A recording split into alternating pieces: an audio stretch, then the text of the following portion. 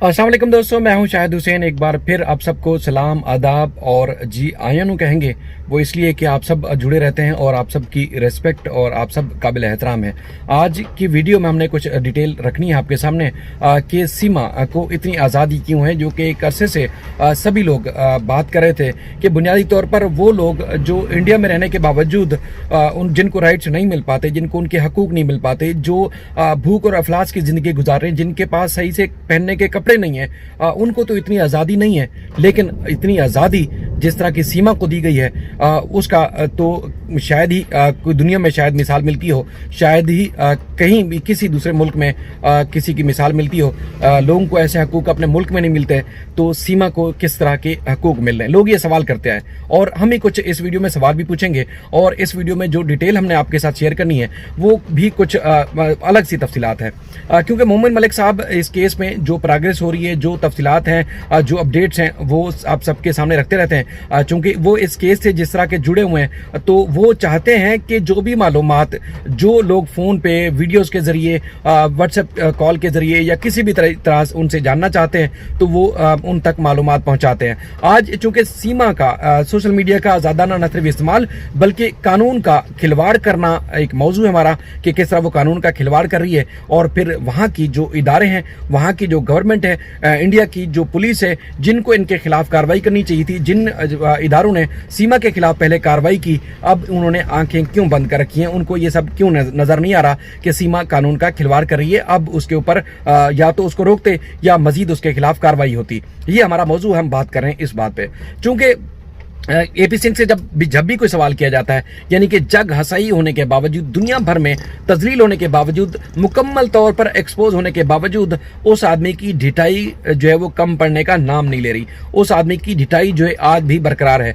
गुज़श्ता रोज भी किसी ने उनका इंटरव्यू लिया, तो उस इंटरव्यू के जवाब में वो फरमाते हैं कि लोगों को अच्छा नहीं लग रहा कि सीमा अच्छे कपड़े क्यों पहनती है, लोगों को अच्छा नहीं लग रहा कि उसके बच्चे अच्छे से क्यों रह रहे हैं, लोगों को अच्छा नहीं लग रहा कि उनके बच्चे जो है वो बर्थडे मनाते हैं, वो सालगिरह सेलिब्रेट करते हैं, लोगों को अच्छा नहीं लग रहा कि वो एक सनातन धर्म में उसके रंग में ढंग चुकी है, तो लिहाजा लोगों को अच्छा नहीं लग रहा, लोग जो है इसलिए उसके ऊपर सवाल उठाते हैं।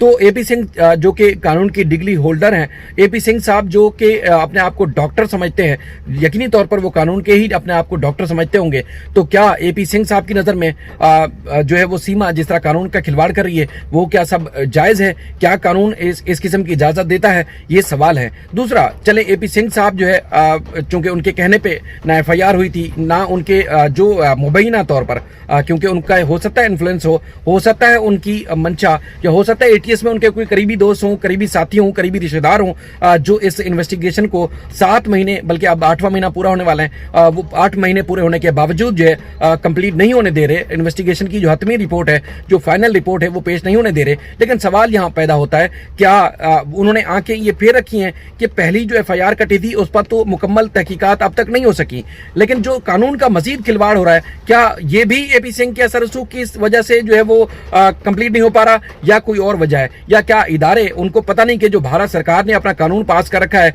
कि कोई भी गैर मुल्की जो कि इलीगल तौर पर दाखिल हुआ हो, जिसके ऊपर एफआईआर कटी हो, वो इस तरह आज़ादाना सोशल मीडिया का इस्तेमाल कर सकता है? यकीनी तौर पर कानून सबके लिए होगा, दूसरे मुल्ज़मान के लिए भी होगा। जो एक्यूज हैं, जो गैर कानूनी तौर पर सरहद पार करते हैं और उसके बाद उनको एफआईआर का सामना होता है, उनको संगीन इल्जामात का सामना होता है, तो फिर सीमा के लिए इतनी आज़ादी क्यों है? क्या आप सब एपी सिंह के रंग में ढंग चुके हैं? आप सबकी नज़र में यह है कि एपी सिंह साहब का जो नजरिया है कि सीमा अच्छे कपड़े क्यों पहनती है, सीमा के बच्चे अच्छे कपड़े क्यों पहनते हैं, सीमा सनातन धर्म में उसके रंग में ढंग चुकी है, तो इसलिए जो है उसके खिलाफ जो है कोई कार्रवाई नहीं होनी चाहिए, उसको मुल्क बदर नहीं करना चाहिए, वहां से डिपोर्ट नहीं करना चाहिए, उसके बच्चों को वापस नहीं भेजना चाहिए, अगर नहीं भेजना तो जेल में नहीं डालना चाहिए, एपी सिंह साहब की थ्योरी है। तो क्या ऐसा लगता है जो रेबूपुरा की पुलिस है, जो एटीएस है, जो इस मामले पे जिन्होंने जांच करनी है, क्या वो जांचकार जो है अंधे हैं?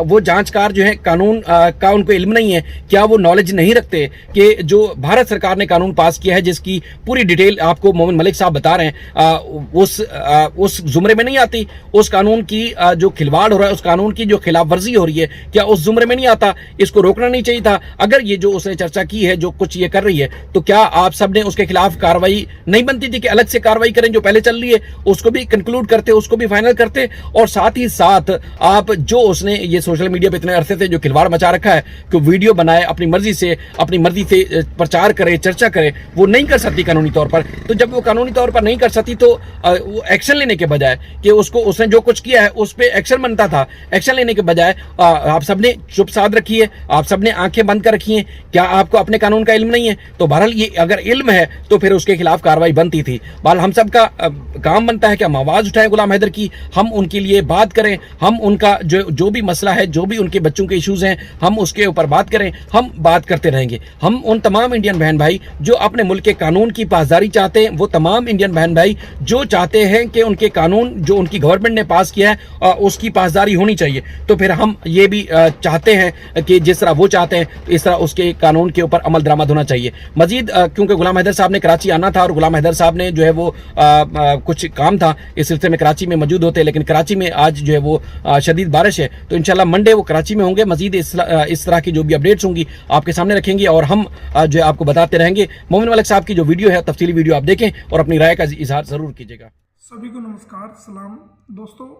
मुझे बहुत सारे कॉल्स आ रहे हैं, बहुत सारे SMS आ रहे हैं और बहुत सारी लोग जो हैं वो मुझे कांटेक्ट करने की कोशिश करके ये पूछ रहे हैं कि क्या कोई महिला जो बिना वीज़ा के भारत में आ जाए और उसके खिलाफ FIR दर्ज हो जाए तो क्या उसे राइट है कि वो सोशल मीडिया पर फिल्म बना के डाले या रील बना के डाले या यूट्यूब पे चैनल बनाए या कोई पब्लिसिटी करे। तो ये सवाल बार बार लोग मुझसे पूछ रहे हैं। तो ये कानूनी सवाल मैं आपको बता देता हूँ कि इंडियन फॉरेनर्स एक्ट 1946 की सेक्शन 11A के अकॉर्डिंग कोई भी ऐसा नागरिक जो कि फॉरेनर्स है और उसके खिलाफ FIR दर्ज हुई है, ना तो वो कोई पिक्चर बना सकता है, ना वो कोई फिल्म बना सकता है, ना कोई उसे TV पे टेलीकास्ट कर सकता है और ना ही किसी प्रकार की सोशल मीडिया पे वो कानून के अकॉर्डिंग बिना सेंट्रल गवर्नमेंट की परमिशन लिए उसको यूज़ कर सकता है और उसको पब्लिकली शेयर कर सकता है। तो ये इन्फॉर्मेशन आपको देनी थी कि ऐसा भारत सरकार की हिदायतों के अकॉर्डिंग सेंट्रल गवर्नमेंट के एक्ट इंडियन फॉरेन एक्ट 1946 की सेक्शन 11A के अकॉर्डिंग कोई भी फॉरेनर्स ऐसा नहीं कर सकता और सीमा जो है वो कानून की वायलेशन कर रही है। सेक्शन 11A की वो वायलेशन कर रही है इंडियन फॉरेन एक्ट 1946 की, और उसको अधिकार नहीं है कि वो सोशल मीडिया का यूज़ करे, यूट्यूब पे कोई फिल्में बना के डाले या कोई रील बना के डाले या सोशल मीडिया का सहारा ले, वो बाध्य है। और अगर कोई ऐसा करता है तो उसके खिलाफ रिस्ट्रिक्शंस है सेक्शन 11A में। तो ये जानकारी आपको देनी थी। बहुत बहुत शुक्रिया, धन्यवाद।